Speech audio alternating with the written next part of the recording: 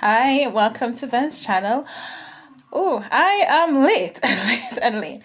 But I decided that today I am going to do a video and I will follow up on what I said I will do the other day. By the way, how are you guys doing? How is everything? Are we praying? Are we trying to live our life a little bit less stressful? Are we trying to, as women, are we making the best decision for ourselves, our kids, our future kids, and so forth? So, last week we were talking. I said that I was gonna do a video suggesting some countries that I think is most appropriate for a woman from African diaspora, the Caribbean, and so forth, the Afro Caribbean community as well. Which are the best countries to, if you're going to find love outside of your country? Which are the best countries that is probably best to move to? Okay, let me put. Let me. Some people will have different ideas based on what their personal experiences are. But when considering the best country for Black women or women of Afro Caribbean background, to marry outside of their country, there are several factors to consider, including societal attitudes towards race, interracial marriages, the cultural openness of the country, legal frameworks, and promote equality. The best country for individual depends on their own personal experiences, but there are a few countries known for their relatively progressive views on interracial relationships. And here we begin. America. I know America is on the forefront, and a lot of people have a lot of things to say about America when it comes to, especially for the Afro Caribbean. A lot of people have their own personal opinion based on their countries. But personally, let me tell you that one of the most country that I've traveled outside of Jamaica and feel comfortable walking anywhere and being there is America. And I know a lot of people might have different views because of maybe where they live and different society and so forth. But it is just how I feel. I have a fondness of America. Yeah. And I have always feel at home there for some reason, even though I'm Jamaican. Yeah, the US is increasingly diverse. It has a dramatic rise in cultural diverse marriages in recent decades. Cultural diverse couples are now a normalized part of America's society, especially in larger, more cosmopolitan cities like New York, Los Angeles, Atlanta, Washington, D.C. While challenges related to racism still exist, the legal framework example, the 1967 Loving versus Virginia case, ensures that interracial marriages are legal and protected under the law. While there is still work to be done in terms of racial equality, the US has a strong anti-discrimination laws, and the interracial relationships are more widely accepted today, especially among younger generations. And to be honest, there are some countries that have, like, you have a large population of the population that have never seen a black woman versus or a black man, or except for on TV. And I'm saying there are the America that was in the 1967. No, people will, have their different views. You will still meet some people in those regions that are okay, but mostly most people, when they don't know something, they become inferior, or they see it as inferior or something to be scared of. So I'm saying go for what is already there and trying to navigate in something new.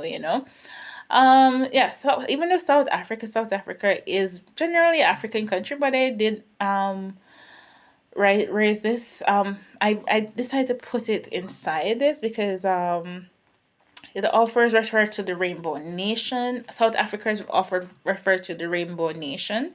It is known for its cultural diversity and the transition and apartheid of the democratic society. While apartheid legacy still influences race relations, South Africa has made great strides in promoting racial equality. Interracial relationships are more common and widely accepted. Cultural openness.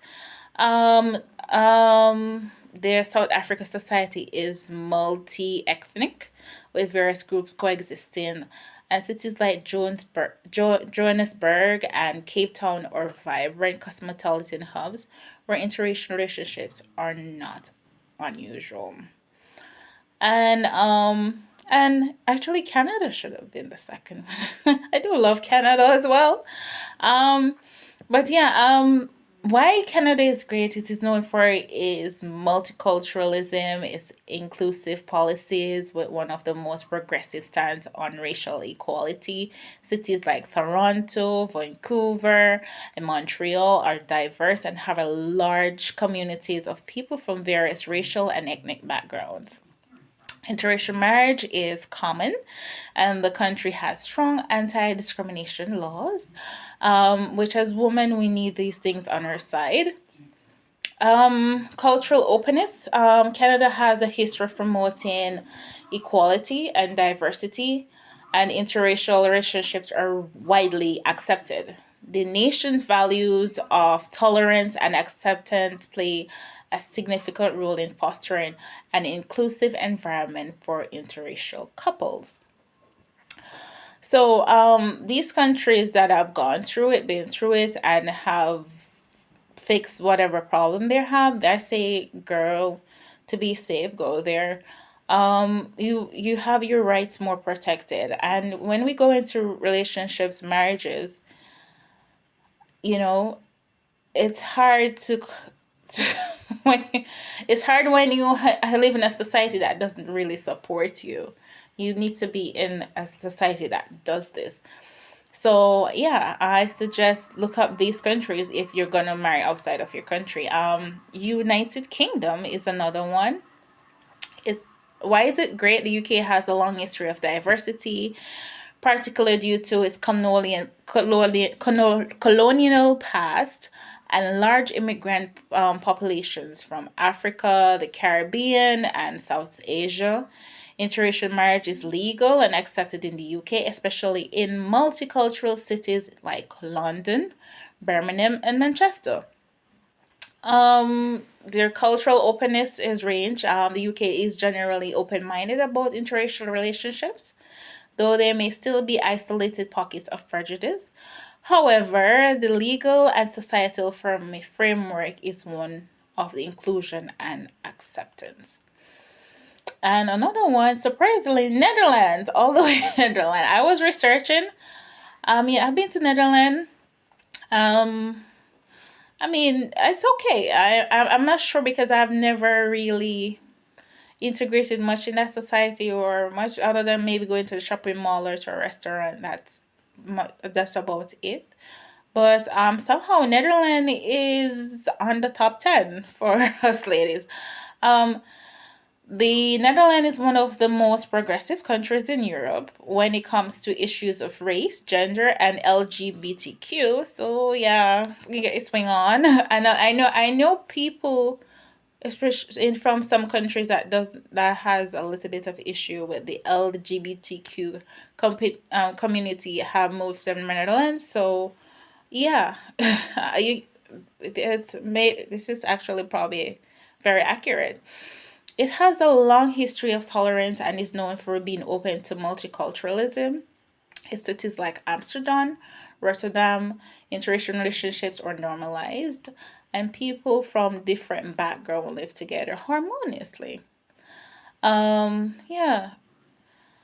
The Dutch society is highly liberal with strong anti-racism laws and welcome attitude toward foreigners and multicultural communities. And another one is France. Ta, ta, ta, ta.